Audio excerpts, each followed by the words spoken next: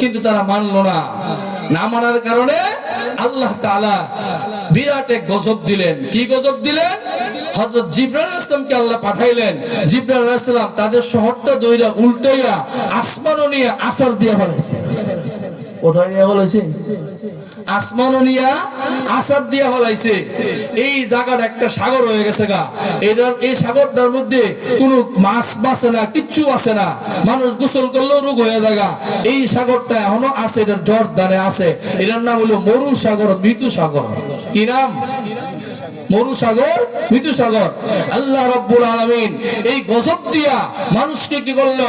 সতর্ক করলো যে এই সমকামিতার গুনার কারণে আমি আল্লাহ যে গজব দিছি, আমি আল্লাহ এটা পছন্দ করি না।